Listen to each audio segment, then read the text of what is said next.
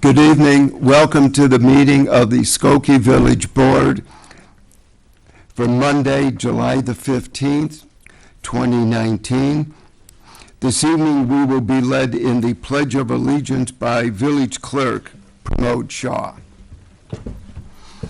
I pledge allegiance to the flag of the United States of America and to the republic for which it stands, one nation, under God, indivisible, with liberty and justice for all. The meeting will come to order, and the clerk will please call the roll. Trustee Roberts? Here. Trustee Sutkar and Trustee Ulrich is absent today. Trustee Bromberg? Here. Trustee Klein? Here. Trustee Gray-Keeler? Here. Mayor Van Dusen? Here we have a quorum. Next item on the agenda is approval of the consent agenda for this evening's meeting. A motion to approve the proposed agenda is in order. Trustee Klein, seconded by Trustee Gray-Keeler. Is there anything on the consent agenda anybody would like to have removed? You look alone over there. Just kind of startled me when I looked over there. I can lean over. Call the roll, Trustee please. Roberts? Aye. Trustee Bromberg? Aye. Trustee Klein? Aye. Trustee Gray-Keeler? Aye. Mayor Van Dusen? Aye. Next item on the agenda is a matter of the Board of Fire and Police Commissioners. Gives me great pleasure this evening to introduce the chairman of our board, Will Evans. And Will do the honors for us. Mr. Chairman. Thank you, Mayor. It's an honor to be here tonight. Among the duties of the Fire and Police Commission, probably the most important ones is to bring new men and women into the police department and into the fire department. I actually have family in law enforcement, a brother that served for a long time in Chicago Police Department and then went on to serve the FBI. And it's a personal mission to me when I think about, these men and women, both fire and police, that when you hear shots fired or you see a building on fire, most of us as human beings, we're going to go and turn and run the other way. But in the case of, a fire, what happens, you have these human beings that, with, no regard sometimes for their own lives to rush in to try to save people. Or when there's an accident or, shots fired, you have these same other humans running to save people and to risk their lives. And often don't get credit for that in the media and with, in society. But they are truly some of the greatest heroes of our civilization and of our society. Tonight, I'm swearing in 2 new members of our police department. All of us here, and maybe I should start with, thanks for having me here, Mayor Van Dusen, trustees, Police Chief Scarpelli, my good friend over there who likes to harass me about my ties, and Looks like a perfectly nice tie. I want to especially acknowledge the family and friends of the appointees. See, but I have the mic. I got to say whatever I want to.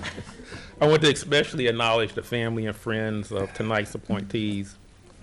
Today we are here for the swearing in of 2 new police officers. We must never forget the men and women who serve as first responders, and they are so deserving of our admiration. They're also the first on the scene of a tragedy and provide security and comfort to those suffering. We invest our first responders with the ability to promote and keep the peace. They deserve our support and gratitude as they do their jobs. It's now my great honor to have this opportunity to begin the swearing in ceremonies. The first is Joe Ruiz, Jose Ruiz. Come forward.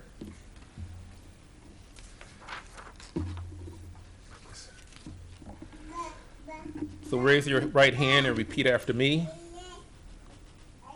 I, I, Jose Ruiz, Jose Ruiz, do solemnly swear that I will uphold the Constitution of the United States of America, do solemnly swear that I will uphold the Constitution of the United States of America, State of Illinois, State of Illinois, the ordinances of the Village of Skokie, the ordinances of the Village of Skokie, and the rules and regulations of the Police Department and the rules and regulations of the Police Department, and the Skokie Board of Fire and Police Commission, and the Skokie Board of Fire and Police Commission, and that I will faithfully discharge the duties and that I will faithfully discharge the duties of a police officer to the best of my abilities. of a police officer to the best of my abilities.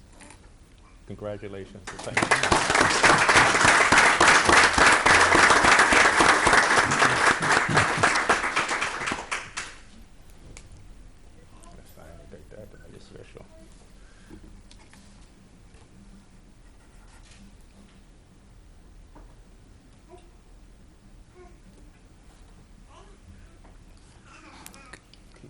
Thank you, sir. Can Officer Ruiz, would you introduce your family and friends who are here this evening? Yes, absolutely. This is my fiance, my beautiful daughter, my father, my sister, and my niece and my nephew. Welcome.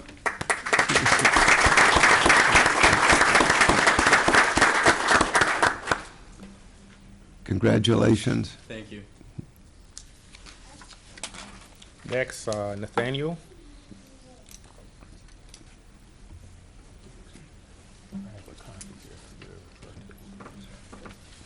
Please raise your right hand and repeat after me. I, Nathaniel Braband, I, Nathaniel Braband, do solemnly swear that I will uphold the Constitution of the United States of America, I do solemnly swear that I will uphold the Constitution of the United States of America, State of Illinois, State of Illinois, the ordinances of the Village of Skokie, the ordinances of the Village of Skokie, and the rules and regulations and the rules and regulations of the Police Department of the Police Department, and the Skokie Board of Fire and Police Commission, and the Skokie Board of Fire and Police Commission, and that I will faithfully discharge the duties and that I will faithfully discharge the duties of a police officer to the best of my ability. of a police officer to the best of my ability. Congratulations.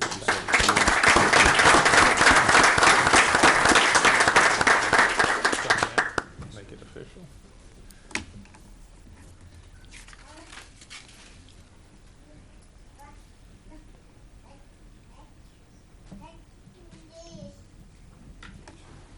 Okay.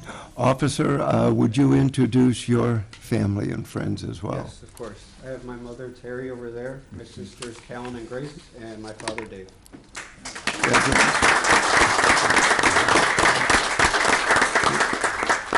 And Will, would you introduce the members of the board who are with you this evening? I'm calling him up here. Really, I don't have his bio, but you introduce yourself and then give your background. I think it's a great honor to have you here on the board. Thank you, Chairman Evans. 3 B's of speaking: be brief, be bright, and be gone. My name is Bruce Rotner. I'm a resident of Skokie now. I served 39 and a half years with the Chicago Police Department. I actually retired 8 years ago today as a Deputy Chief of Patrol for Area North. And I am thrilled to be here and to serve the village, so thank you very much. Thank you.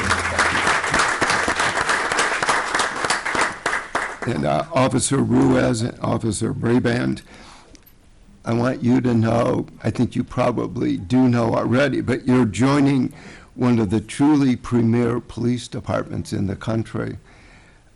It isn't just the village board and our Board of Fire and Police Commissioners that are so proud of the department, but it's the citizens of the village that are so proud.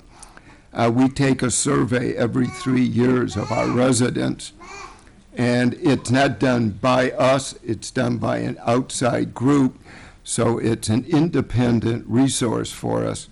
And every time we do it, 90% plus of the residents of the village give high marks to our police. As the chairman mentioned, it's our first responders that are the first there whenever there's an accident, a tragedy of some sort, but they're also the ones who give aid and comfort to everybody. And for that, we're grateful, and you'll be very proud that you've joined this great police force. And we welcome you, we welcome your families, and we hope to see you back here for social occasions and promotions. So accept our best wishes, and you have a great guy standing next to you. Not so sure of his ties, but he's okay. But congratulations. And let's take just a short break so we can all congratulate our new officers.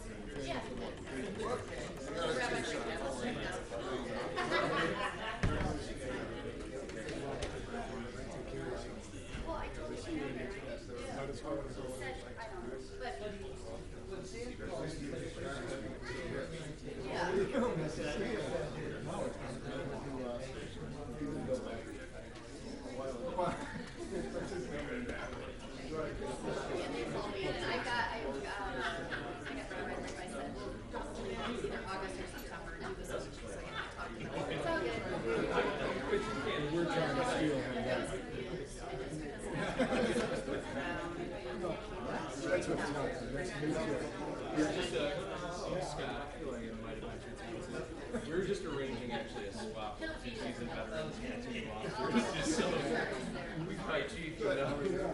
Not very well, you want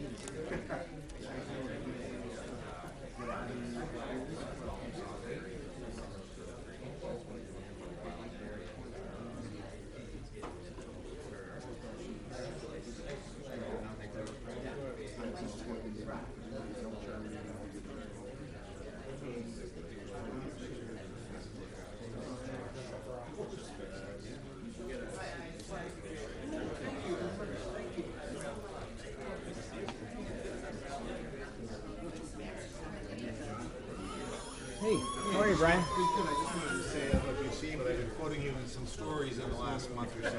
I have. I even got a picture of you, so I just wanted to say hi. No, I appreciate it. Yeah, you've been great. Yeah, we're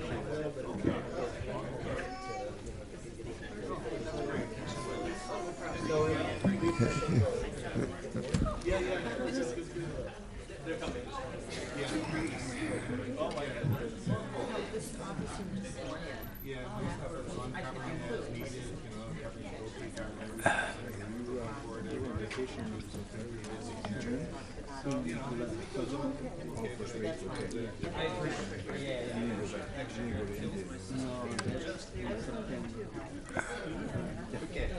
That explains it. It's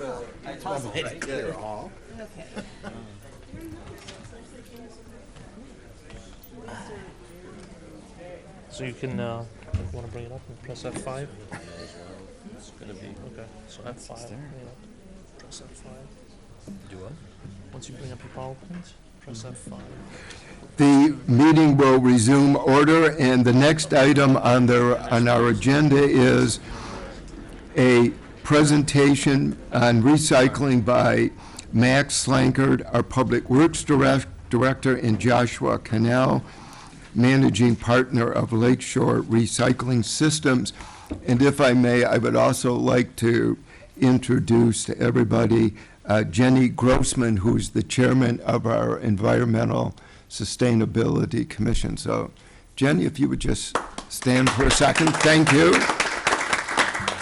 Jenny and her commission have been stalwarts in helping us move along in our recycling. So, Max? Good evening. Thank you. As you all are probably aware, recycling collection programs have been in the news quite a bit lately.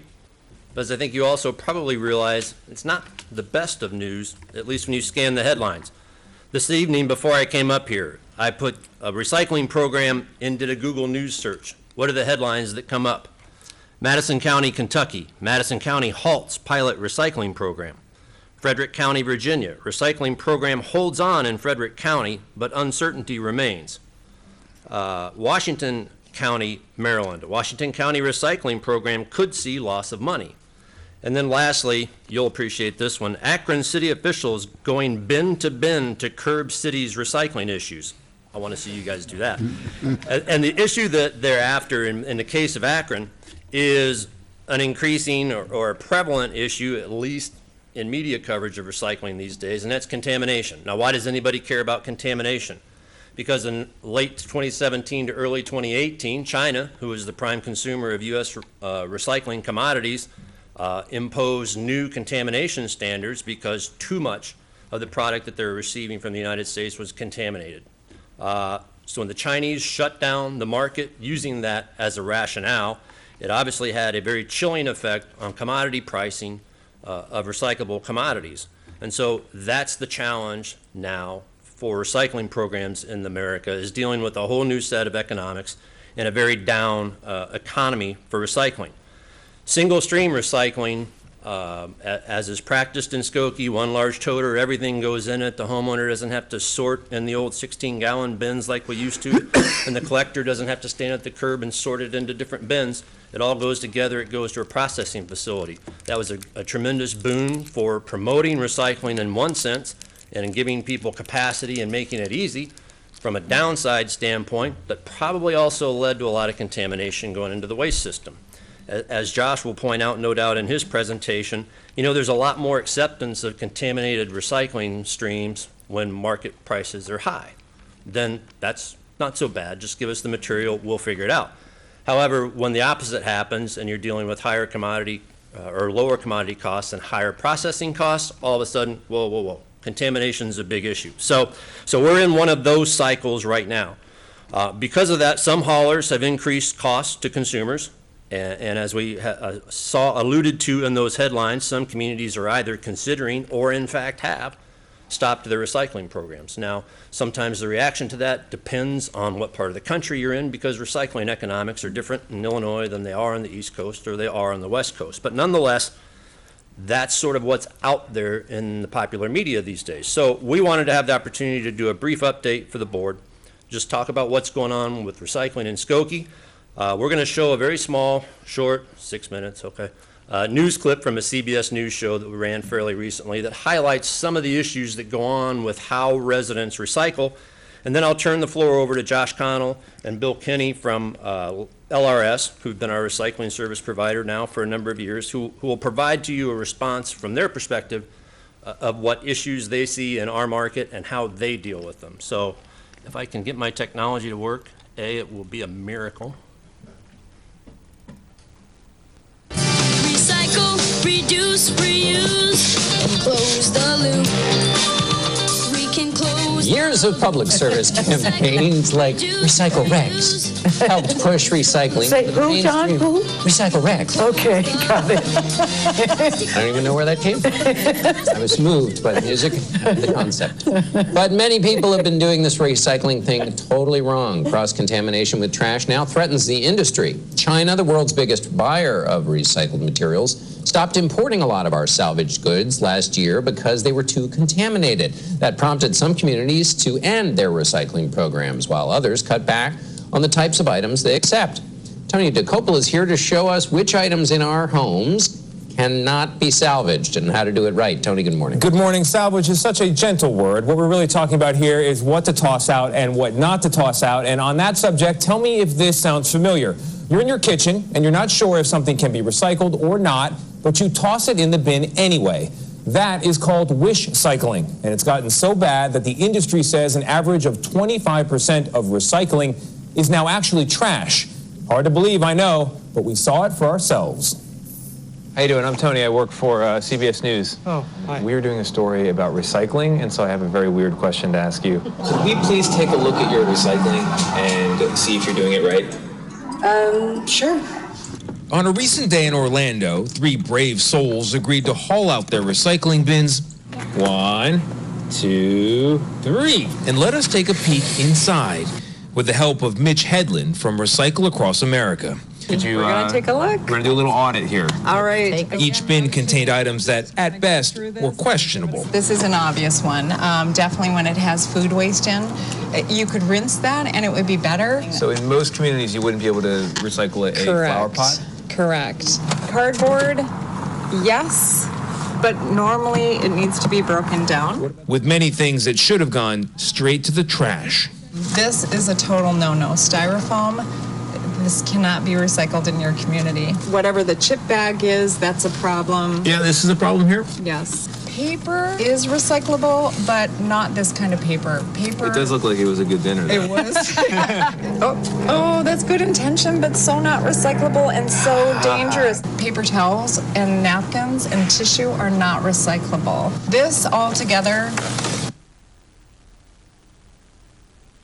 might lead to all of everything that you've done and you've put good effort towards, the whole thing going to landfill.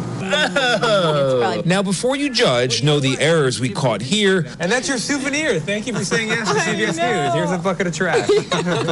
are being repeated across America. Just in general, recycling can be so confusing that people just don't take it seriously. And if you've ever wondered where all that recycling ends up, there's a good chance it's at a sorting facility like this one, owned by Waste Management. 24 hours a day, 5 days a week, its workers are catching all our mistakes. Nice to meet you. Mike Taylor oversees recycling operations here in Elk Ridge, Maryland. He showed us what happens to the materials we put on the curb.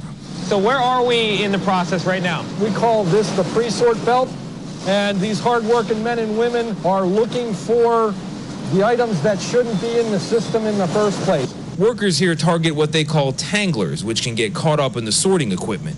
Things like plastic bags, coat hangers, and garden hoses.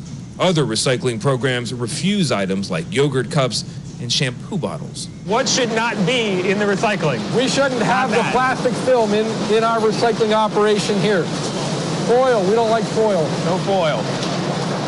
Egg carton. Egg carton, the styrofoam egg carton isn't part of the program. Golf ball? Golf ball. No golf balls. Time of year, no golf balls. Is that recyclable? There's another one. When in doubt, throw it out. When in doubt, throw it out. Right, easy. Who came up with this phrase, when in doubt, throw it out? We actually started that. Mitch Hedlund's organization is trying to remove all doubt. Recycle Across America advocates for standardized labels on both home and public recycling bins, spelling out exactly what can be recycled in each community.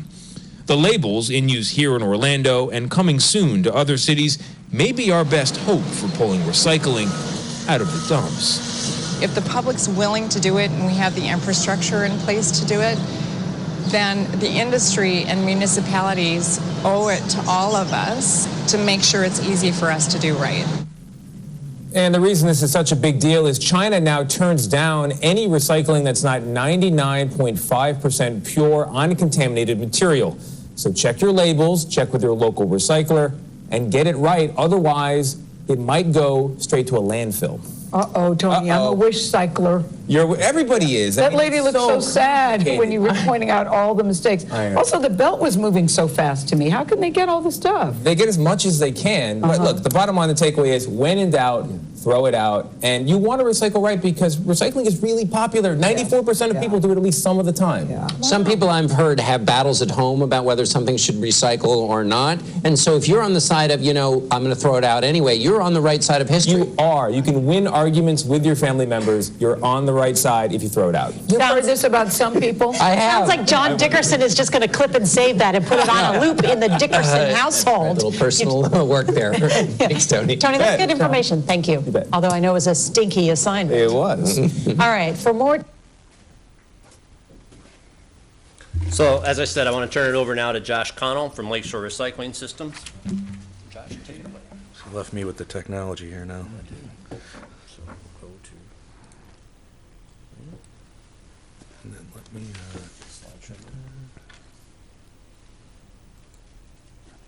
There we go. So Mayor Van Dusen and trustees, thank you for having me here tonight. It's my pleasure. Again, my name is Josh Connell with Lakeshore Recycling Systems, and what you saw here, we're getting a lot of calls on this. Like Max said earlier, a lot of news agencies are putting out similar videos, and it's definitely becoming a crisis. Fortunately for us, we don't have the same problems here in Chicago. At least Lakeshore Recycling Systems doesn't have that same issue. And I'll talk about that briefly. But first, I kind of want to go through just a brief recycling history, and this is extremely brief. When you look back 20-some years ago, and Max kind of hinted on it earlier, we had small 18-gallon bins, and the driver would pull up, and he had compartments on his truck, and it was 100% free of contamination, but extremely extreme amount of labor to do that. The trucks were not automated, not very efficient going forward, and so we ended up with carts. But what the problem with the cart is, we don't see what's ending up in the truck, and so with that becomes a lot more contamination over the years. Also increased processing fees. We've seen minimum wage increases. Right now, we're, at least with our staff, we kind of honor the city of Chicago's minimum wage guidelines. So for all of our employees, whether they're in the far west suburbs or the north suburbs, we're at $13 an hour now. Infrastructure, the capital expense just to keep with the latest and greatest of technology is very expensive. And then as we saw from the video, we had China's green fence that took effect in 2013, which really curbed the amount of recycling that they were taking from the U.S. that was contaminated. And then they really made an initiative the end of 2017, early 2018 with the National Sword. 99.5% clean material in a bale is impossible. We've talked to facilities from all over the country. I sit on the Illinois Recycling Coalition. It just can't be done. It's just absolutely impossible. So that's been a main issue. At this point, the U.S. Sends very little material to China. Probably less than 1% of the material is going to China right now. So we found new homes in India, Vietnam, but they're not. They don't have near the supply and demand to take all of our material. As a company, we're taking 100% of our materials all domestic. It's all staying somewhere in the U.S., most of it in the Midwest. And commodity values. I mean, this one I find very interesting when you look at the history of recycling. And this is coming from a waste hauler that started 20 years ago. I left Waste Management to start Lakeshore Recycling Systems. I had to rely upon these third-party recycling facilities. And when the markets are good, they take anything we had, even if it was 50% contaminated. And they would sort it out, and they'd make money on it. When the markets are bad, It's like literally there's blood in the streets all of a sudden and everything's got to change. And so that's where I kind of look at this epidemic and this crisis that we're seeing with a little bit more scrutiny. And that's coming from somebody on the waste and recycling side, somebody who's feeling the pain of our recycling facility. When we built our facility a little over 3 years ago, it was a profit center. Now it's a defensive move. But we're breaking even, which is a positive. And it's still significantly cheaper to run our facility than the landfill material. But it is funny, when the values are low, nobody wants the material. So this is something I took from Resource Management. They were kind of the first ones in the Chicago metropolitan area to build a single-stream recycling facility back in the early 90s. And you could see from this chart, and this is 2 years old, but you could see where contamination went in 2001 from 7.5%, and right now they're reporting 25% contamination, similar to what the video included as well. And that's what we're hearing from recycling facilities throughout the country, is that they're seeing 25% contamination rates. Just to kind of put in perspective with our facility, last year for the whole 2018, we ran at 12% contamination rates. This year, we're running at about 14%. So we are inching up a little bit higher, but we do handle a third of the city of Chicago's recycling right now. We had maybe 25% of the city's volume in 2018. They're bringing more of the recycling to us. So if we didn't have the city of Chicago's single stream material, we'd probably be somewhere around 7 or 8% contamination in our facility. So some of the frequent contaminants that we see are no different than what we saw in the video. Plastic bags are a big no-no. Flexible packaging, that's kind of like those chip containers, the juice containers that you squeeze, the squeeze containers. Those kind of items are a big issue. The tanglers that they mentioned, textiles. We get so much clothing in the recycling, it's unbelievable. And then miscellaneous garbage. Again, this is the wish cycling area here on the bottom. Some of the unconventional items that we take are rigid plastics. So that flower pot container that they had in the video, we'll take that out of there and we will recycle it. That is part of our pre-sort line. When we built our facility, we looked at facilities from the East and West Coast, kind of took some of the best practices, some of the areas that they struggled with. Same thing with construction and demolition material. We'll actually pull that out of the pre-sort line. We don't want people to put it in the recycling bins, but we will take it out and we will recycle it. Aseptic containers, which are often your dry milk containers, like your soy milk or your rice milk containers, also your milk cartons. We take those where a lot of communities can't accept that because of the facility restrictions. And shrink wrap. Shrink wrap's really the only tangler that we will take. We do have a dedicated assembly belt on our pre-sort line just for shrink wrap. So this is like your stretch wrap. We don't promote it very often, but we know that people are going to put that in the recycling, and so we do pull it out and recycle it. And then glass. Glass is a big issue throughout most of the country. We're fortunate enough here in Chicago to have outlets for glass. Glass has been a negative commodity value forever. I think until we run out of sand, glass will always be a negative commodity value, but it's still significantly cheaper than throwing it in the garbage. So some of the reasons that we're having a little bit of success versus the national averages, especially on the contamination levels, being half of what most facilities have, is state-of-the-art technology. And when I sit in meetings with the Illinois Recycling Coalition, I'm real hesitant to talk about this publicly, because to me, a big answer to these problems is technology. If you have the right technology in place, you could solve a lot of these problems, but technology does cost money.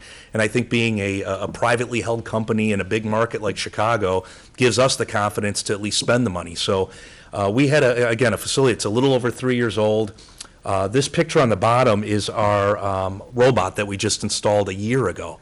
So as soon as we had the national sword from China kind of came down on our industry, it wasn't but 5 months, and we spent another $1.5 million on a facility that was only 2 years old. We put in additional optic sorters to kind of pull and separate brown paper from white paper, optic sorters to kind of separate plastics by resin, and then this robot that will pull 4 different commodities.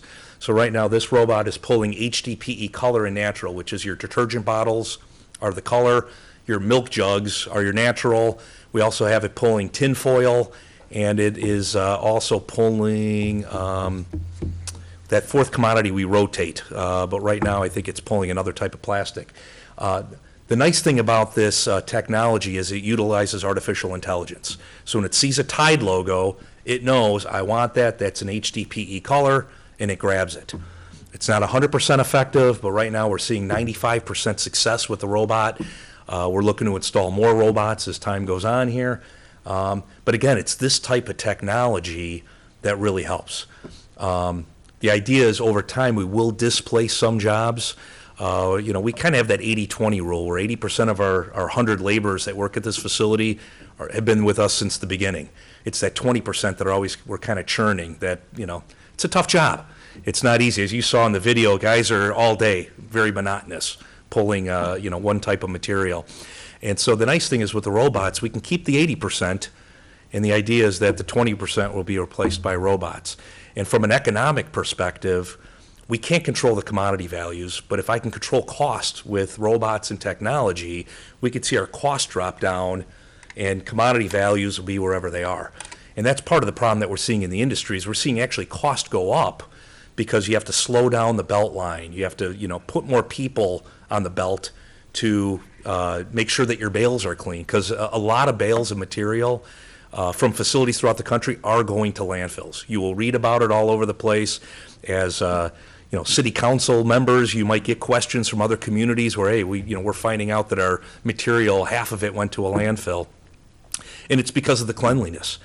Our buyers buy from us because of our new technology and the fact that our bales of material, whether it's mixed paper, cardboard, or certain plastics, are as clean as any other facility that they're going to find in the country. And so that's given us success in finding a home for all of our material. And again, this is just some of our best practices for continuous improvement, which I've kind of touched on with the technology. And then we do constant recycling audits. Education, some, kind of events like this. Bill Kenny and I, and Bill's our municipal manager, we spend most of our Monday nights at board meetings talking about recycling or other initiatives. We look at data analytics from some of the audits that we do. So we've audited all of our customers. We've audited Skokie loads to kind of see what's the recycling stream look like, where are some areas that we can make improvements. One thing that we haven't done that we just started doing over the past year is getting a little bit more involved, where we'll start with a tagging program. Again, we'll do that based on, Skokie's approval if they want us to kind of tag customers for continued education. The way our tagging program has worked is we still take the material, we just leave like an oops tag, like, hey, there was this in your recycling, we took it, but please consider removing that, in the next week's pickup. So those programs have been very helpful as well. And then community involvement. We make sure to get out there. Probably the most important thing that we could do that could really change some of the direction with recycling is our interaction with the Closed Loop Fund. That is a fund that's based in New York. They raise capital from the Fortune 500 companies such as Procter & Gamble, Coca-Cola, the big bottlers, the big retailers, and they use that money to fund recycling education and programs throughout the country. So, for example, if Skokie wanted to buy new carts, they would provide, in many cases, interest-free loans to communities to either add to the recycling program or create a recycling program. They've been a great partner because they brought all the stakeholders together so we could talk about some of the issues. So we've had face-to-face time with Procter & Gamble to say we've got to get rid of certain packaging because we just can't handle it. So those are areas where we can make some meaningful change. So, and it'd be remiss of me if I didn't mention some of the other things that we're doing on the recycling front. We built a digester 2 years ago for food scrap recycling, and often give tours. I know we've had Mayor Van Dusen at our recycling facility. I don't think when the robot was there. That might have been pre-robot. I missed the robot. So I did see a video of it, though. Yeah, and I did have a video here, but I'm going to go back to the 3 Bs that were mentioned earlier. So, but I will have that available if anyone wants to see our facility in action. It's a little bit of a advertisement for us, though. So any questions? Well, I do want to mention, I would be very remiss if I didn't.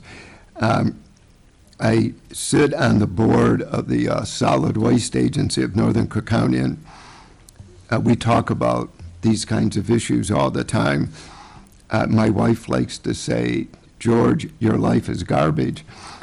I've never been quite sure how to take that, but it is something that is important. One of the things that does concern me is deja vu all over again. If the trend were to hit us as it has in other parts of the country, that is only going to put more pressure on landfills. And in northern Illinois, we don't have many landfills that are open. And correct me if I'm wrong, I don't think we've opened a new landfill in northern Illinois in close to 25 years. It could be longer than that. So if anybody thinks that this is not a very serious problem, the reason we started the Solid Waste Agency was because of the threatened closing of landfills. And we created the recycling program. The totes actually were experimented with here in Skokie. And I want to thank you for what you've done with the robot. I saw the pre-robot and how those men and women are able to sort 8 or 10 hours a day is beyond me. It's got to be exhausting. First time I did it, I almost passed out. I was fine until I walked away from the belt after an hour, and then I got dizzy and got ill. So it was there's a technique. There's no doubt about it. But 80% of the material we sort is with automation. So the people that we have are really more on just trying to get free the contaminants from the system, quality control. So it's like a big Rube Goldberg contraption when you see it, but we've got all these conveyors and magnets and eddy currents, and that does a lot of the sorting. So, in regards to the landfills, we do have a lot of capacity still, even though there aren't new landfills opening up, because we constantly look at that as well. And so I think we're okay there, at least in our lifetimes, but it's still a concern of ours. And I think this will be cyclical. I mean, it's, we spent $15 million on recycling. On the construction demolition recycling arena, we've spent over $50 million. And it's going to come back. It's a commodity value. There's ups and downs. We've seen it every 10 or 15 years. We see swings in the commodity value, so. Well, thank you for everything that you do. I would also like to mention that we do have a textile recycling program in the village that Max might want to talk about it a little bit. Also, I don't know if I'm preempting our manager and Max or not, but we have a nice announcement regarding the Backlot Bash this year. So, Max, you might want to mention that as well, because sure. We have been having, with the encouragement, at least in part, from the Environmental Commission, we've been having conversations with Collective Resources out of Evanston on a couple of different opportunities that may be out there in the future with regard to their services. But one of those in particular related to the Backlot Bash is attempting to make the Backlot Bash ultimately a zero waste event. So we're sort of doing this on the fly. It's going to be really interesting. We've met with Earlene Howard from Collective Resources, and so we'll be doing that. We'll see how it goes. I know that they provide a zero waste service at other community events. Recently in Evanston, I think the Custer Street Art Fair. This will be on a slightly different scale than that. So there's a few details to be worked out on how we'll staff that and what the cost of that will ultimately be, but we're definitely working hard on bringing that to reality this year. And I think an event like this, there's really no way you're going to figure it all out in advance. You're just going to try and resource yourself appropriately and get in there and see what happens and make adjustments on the fly. So we are looking forward to the opportunity to do that, along with obviously the Park District. Simple Recycling is our textile recycling service provider. The amount of tons of textiles that we managed to pull from the waste stream is about 29 tons, I think, for this current season thus far. So it's not a huge quantity, but the thing that we liked about the opportunity with Simple Recycling, which is almost in its second full year now, was it's really a zero-cost option for the village to provide that service, and it's a clearly identifiable component of the waste stream that had a solution. And so even though it was not going to be a large percentage of our waste stream, it was, comparatively speaking, if we could find the provider to come along and provide that service, a low-hanging fruit for us to, as a next step. And so that's been fairly successful in the community. Now we're looking at our other next steps that are out there. Thank you. Comments, questions? Trustee Roberts? I just, Josh, what would you estimate is the contamination rate in Skokie? And could you give us, the board, and our citizens, what are tips on how to get that word out to reduce that contamination rate that you found successful, maybe in other communities? Yeah, Skokie was a little bit on the higher end, but we were at about 10% contamination rate in Skokie, so that's significantly better than most communities, but on the higher end for some of the communities that we service. But again, the challenge you have in Skokie is a lot of the alley pickup with carts that are sitting out. We just started servicing Elmwood Park that has a very similar set out with carts in the alley, and we kind of anticipate that it's going to look very similar. It's much easier to control when you have that cart coming off the curb. The resident pulls it into their garage or their side of their house. When they sit in the alley, it's a little bit more challenging. So, would we like to get it at 7% or so? Yeah, but Skokie's always been pretty good recyclers. There's definitely some areas of improvement with some areas of Skokie, but those are some things that we'll work on in the future. Thank you. Let me throw one more plug in there. We're talking about the backlot bash and zero waste, so that in case I just glossed over it, because I've been talking about it and you haven't been, that means sorting out the food waste and the cups and all that stuff. So the sorting operation will be public. Collective Resources wants you to see what they're doing and why. It's probably gonna be fairly messy though, so it'll be interesting, hot dogs and buns and everything else that's in there. I'm sure there are volunteer opportunities available if you're interested. The other point I wanted to make is, Josh showed that one screenshot of food scrap and the aerobic digestion, is that correct? That they're doing.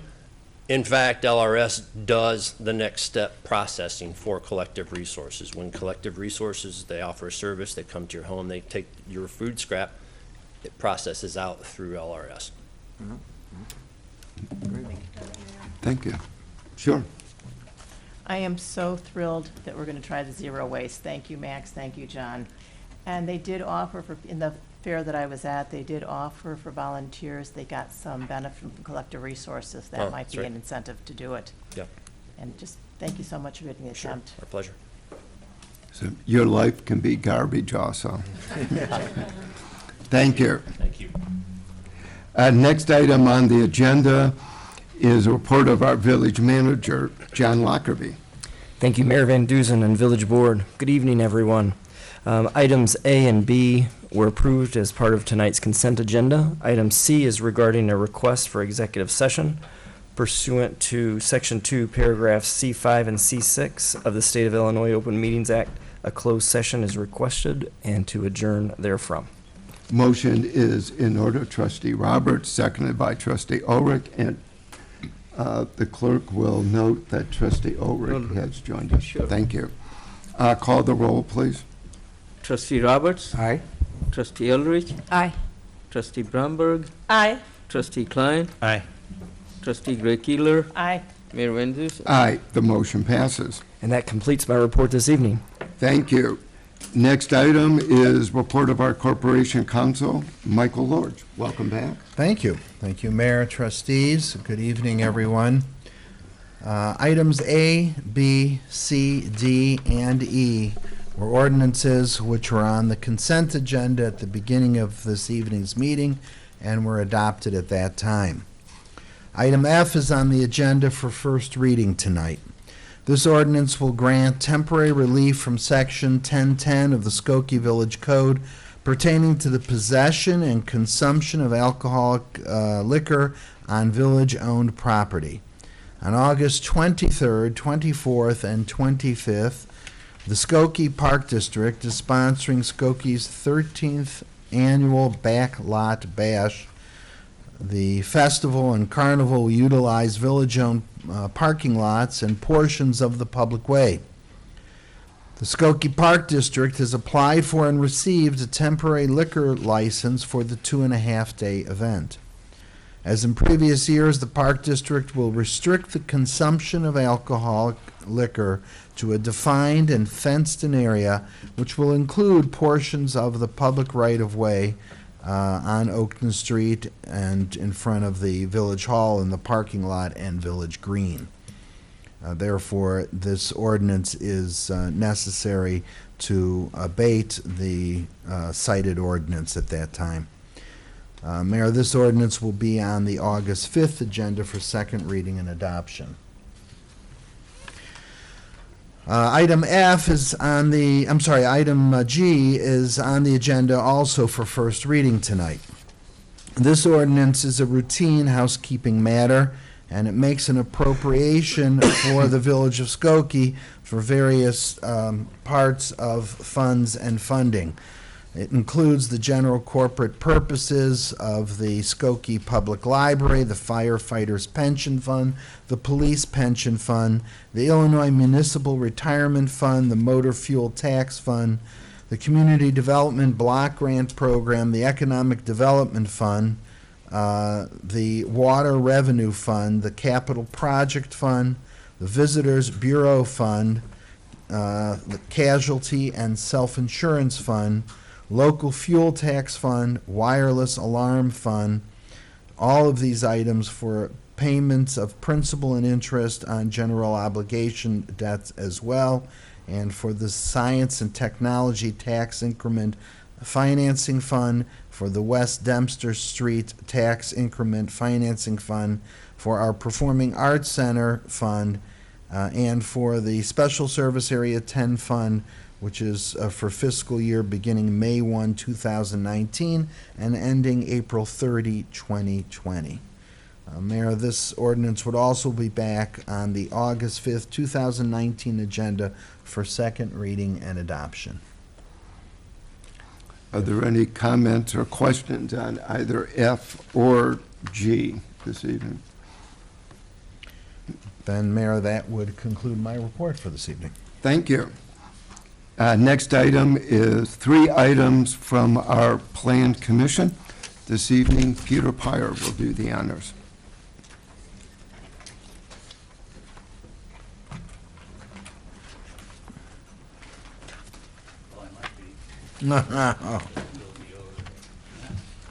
Looks like the robot is not doing well.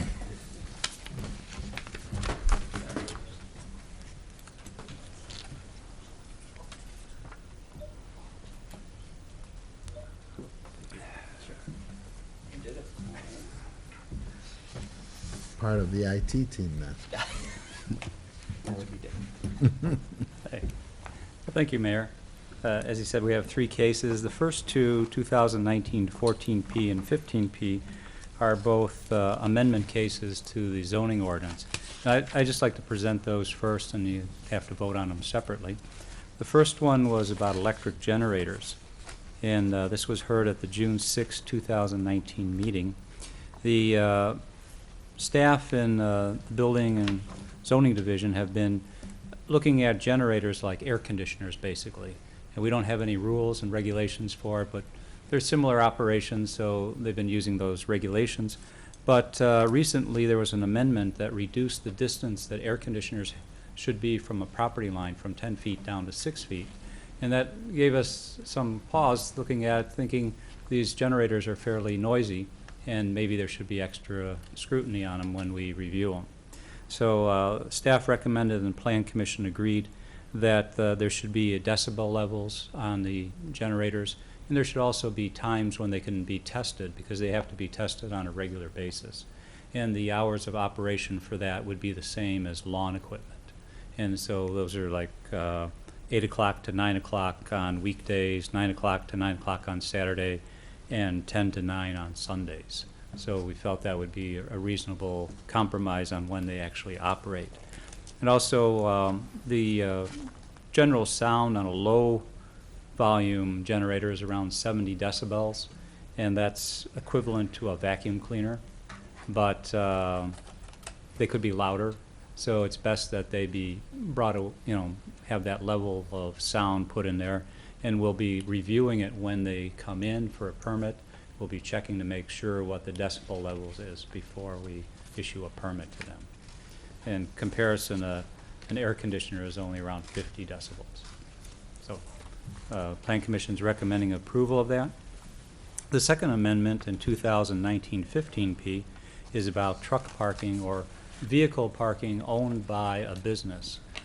In the zoning code, there are currently specific businesses that state if you have a vehicle, you must provide an extra parking space for that, for a trucking company or something like that.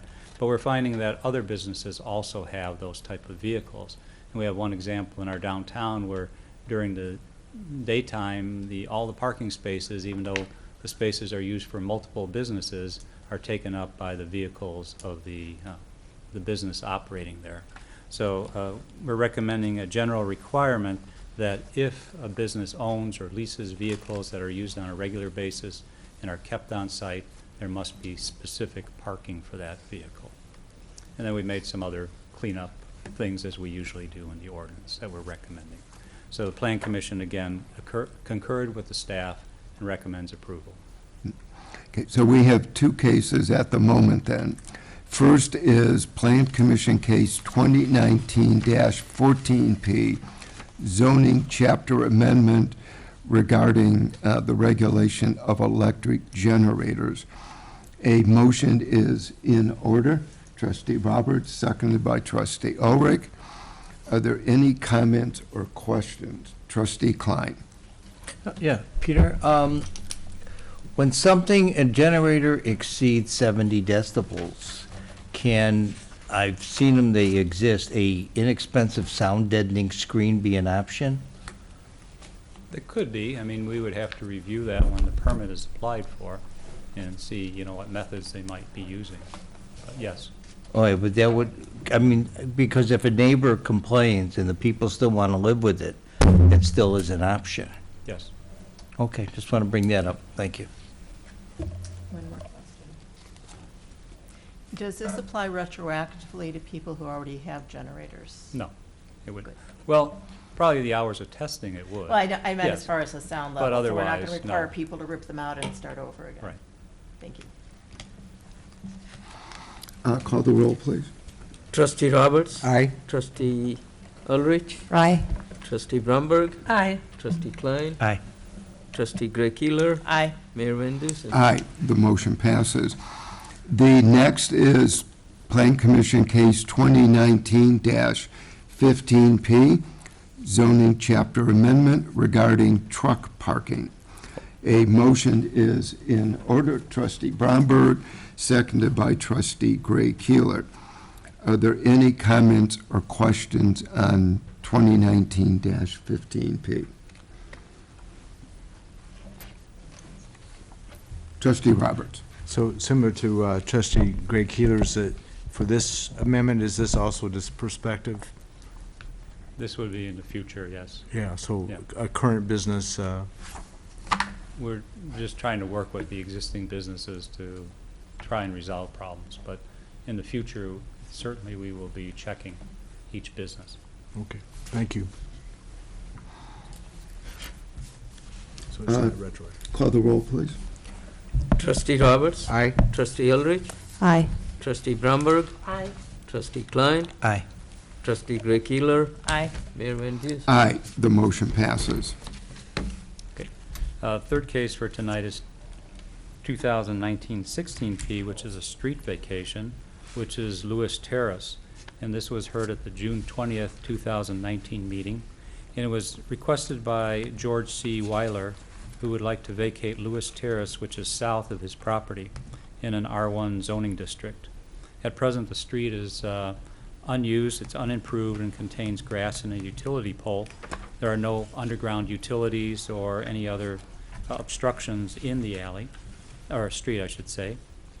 And he uses it as a side yard, and he's been maintaining it for the last 10 years. And he would like to have the street vacated in order to add it to his property to possibly make a future improvement to his home. And this is a 33-foot wide portion of a street. Recently, there was an amendment made, I think it was at the last board meeting, to allow these type of streets to be vacated without a charge. And the Plan Commission and staff recommend approval. A motion on Plan Commission Case 2019-16P, street vacation of Lewis Terrace, is in order. Trustee Ulrich, seconded by Trustee Roberts. Is Mr. Weiler here this evening? No, he is not. He is not, okay. Are there any comments or questions on the street vacation of Lewis Terrace? Trustee Klein. Just one, when I looked at the property, it's like between 31 and 25. It's like right between them. We don't give half and half, or? Actually, there's nothing, he's the only one who wants it. Oh. And it would all go to his property to the north. And across the street, there's a similar situation. However, in that case, they are using it as a driveway, and in that case, we would split it, and then there would have to be some kind of easement rights between them. Okay, so he asked, he's the only one who asked? Yes. Okay, thank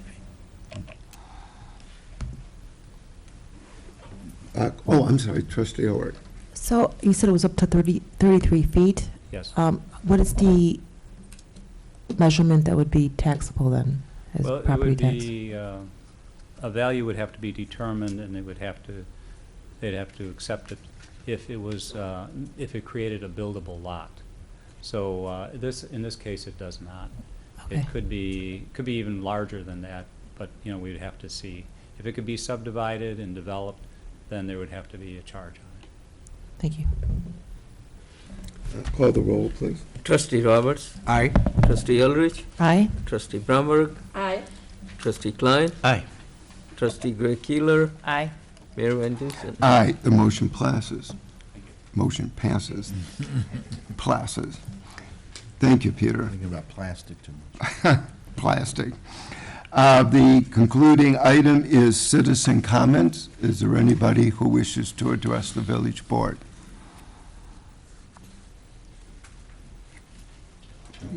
Okay. We could have your name and address, please.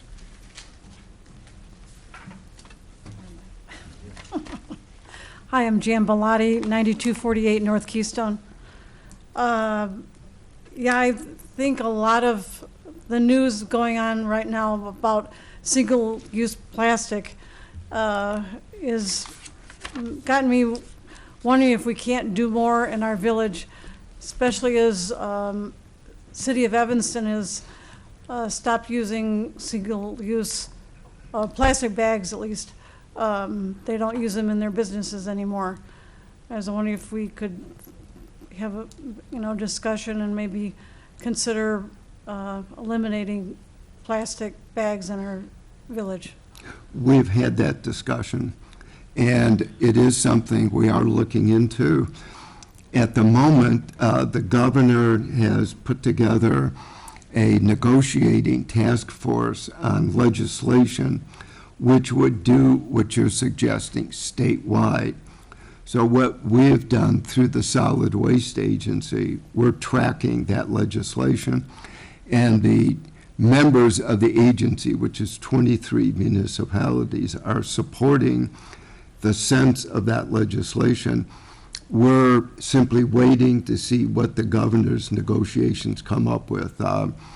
There's a state senator, a state rep, along with the governor's office that's been working on that.